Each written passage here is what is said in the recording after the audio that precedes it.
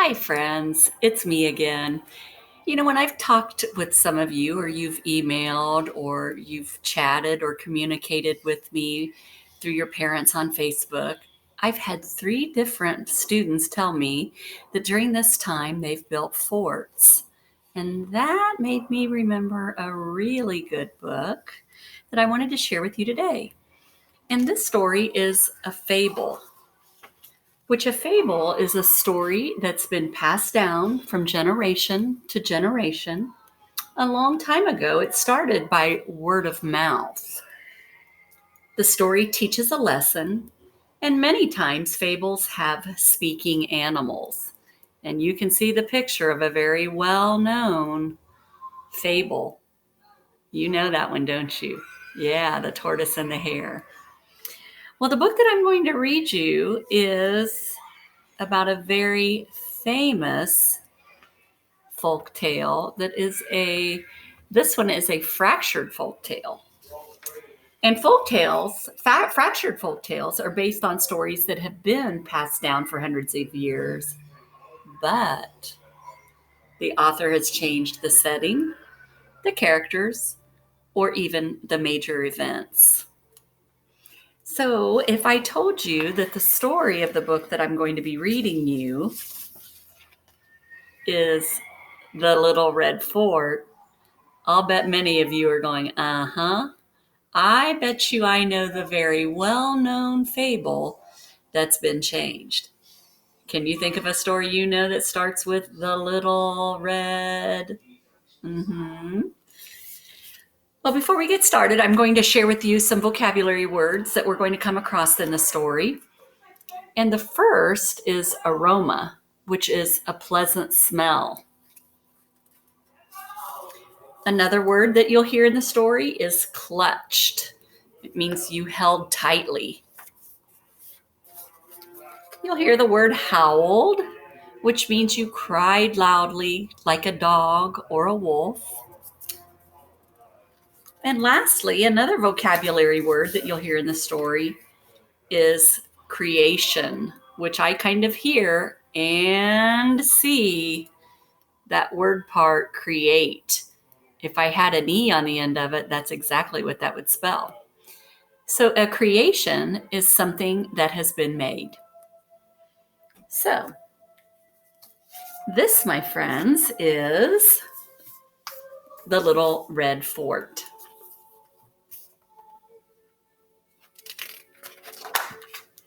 It was written by Brenda Mayer, and the pictures were by Sonia Sanchez.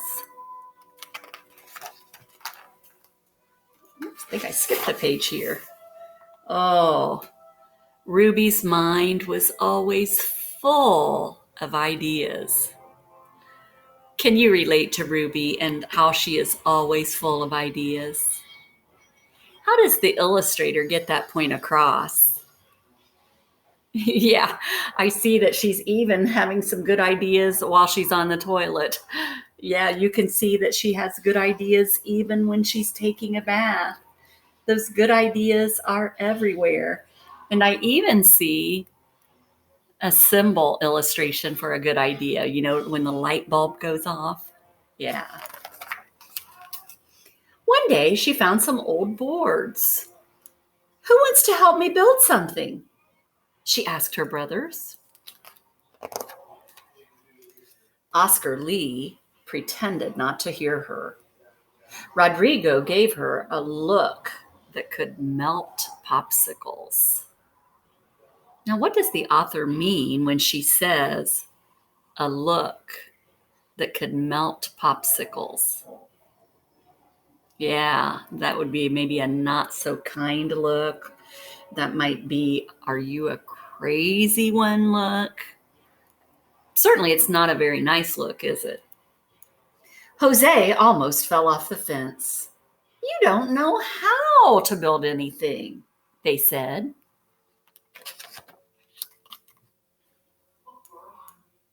Oh, I skipped a page. Ruby shrugged. Then I'll learn. Oh, think about that comment. You don't know how to build anything. So, how might a lot of people respond if people talk to them like Ruby's brothers did to Ruby? She just said, then I'll learn. And she did. Who wants to help me draw the plans? Ruby asked. The boys clutched their sides and howled with laughter. Not me, said Oscar Lee. I don't think so, said Rodrigo. No way, said Jose. Fine, said Ruby.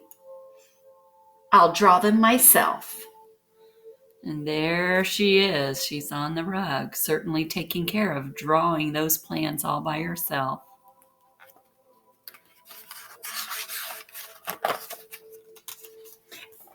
And she did. More planning. Look at that. Satisfied with her plans, Ruby asked, "Who wants to help me gather the supplies?" Oh, you can predict that, can't you? Not me, said Oscar Lee. I don't think so, said Rodrigo. No way, said Jose. I'm too busy. Fine, said Ruby. I'll gather them myself.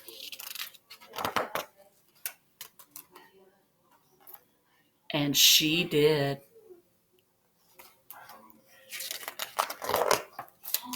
When all the supplies were gathered, Ruby asked, "Who wants to help me cut the boards?" Not me, said Oscar Lee. I don't think so, said Rodrigo. No way, said Jose. I'm too busy. Do any of them look busy to you? They don't look a bit busy to me. Fine, said Ruby. I'll cut them myself. And she did.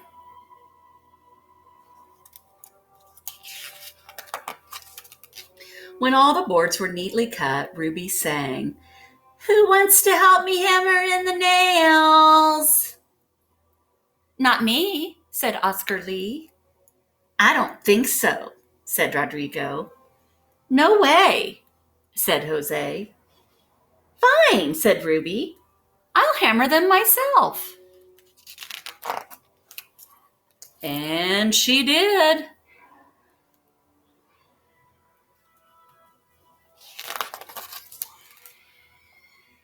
Soon, Ruby's creation was complete. Oh, look at that. What does Ruby's hard work, or what does Ruby teach us about that hard work? Boy, good things can happen, can't they? So when her creation was complete, "Who wants to play in my fort?" she called. Oh, you know where this is going to go, don't you? Me, said Oscar Lee. Let's go, said Rodrigo. I'll play, said Jose. I'm not busy anymore. Not so fast. You didn't help me draw the plans, or gather the supplies, or cut the boards, or hammer the nails. You said I didn't know how to build. And you laughed at me. I'm going to play in the fort all by myself. Would you do the same? And she did. Boy, she looks like she's having a good old time, too, playing in that fort.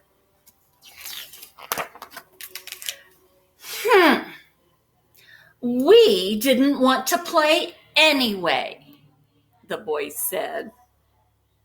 Look at them. But they did. So they huddled and they whispered and got straight to work. Oscar Lee made a mailbox. Rodrigo planted flowers.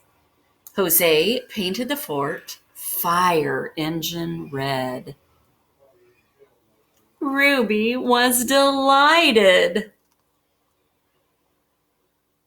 Boy, so they're kind of making up for that now, aren't they? That evening, the boys followed a delicious aroma. Now remember, we talked about that word aroma, and that would be a yummy or delightful smell. So they followed the aroma to a fort warming party. Who wants to help me clean this plate? Ruby asked. Can you see what she has? It looks like either brownies or chocolate cookies. Who wants to help me clean this plate? We do, the boys said. And they did.